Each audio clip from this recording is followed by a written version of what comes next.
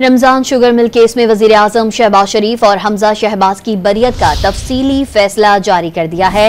अहम खबर आपको दे रहे हैं। रमजान शुगर मिल केस वजीर आजम और हमजा शहबाज की बरियत का तफसीली फैसला जारी कर दिया गया है। एंटी करप्शन अदालत ने 12 सफ़ात पर मुश्तमिल फैसला जारी किया है।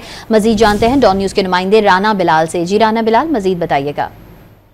जी देखिए, Ramzan sugar mill corruption case में वज़ीर आज़म शहबाज शरीफ और हमजा शहबाज को बरी करने का तफसीली फैसला जारी कर दिया गया है। एंटी करप्शन अदालत के जज सरदार मोहम्मद इकबाल डोगर ने 12 सफ़ात पर मुश्तमिल ये फैसला जारी किया है, जिसमें ये कहा गया है कि इस केस में शहबाज शरीफ और हमजा शहबाज को जो है वो सजा का इम्कान नहीं है। शहबाज शरीफ और हमजा शहबाज की बरियत की दरखास्तें मंजूर की जाती हैं।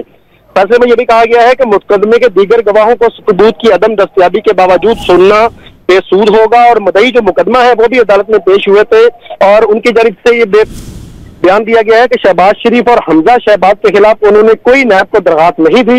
इस हवाले से जो शहबाज शरीफ के वकील है अमजद परवेज एडवोकेट, उनकी जानिब से दलाइल मुकम्मल कर लिए गए थे और एंटी करप्शन के वकील ने भी दलाइल दिए थे, जिस पर अदालत ने दोनों को बरी कर दिया था और आज उसका तफसीली फैसला जारी किया गया है, जिसमें यह भी कहा गया है कि किसी एक गवाह ने भी शहबाज शरीफ और हमजा शहबाज के खिलाफ बयान नहीं दिया और जो डायरेक्टिव जारी किया गया था वो मुतलका MPA की दरखास्त पर जारी किया गया था।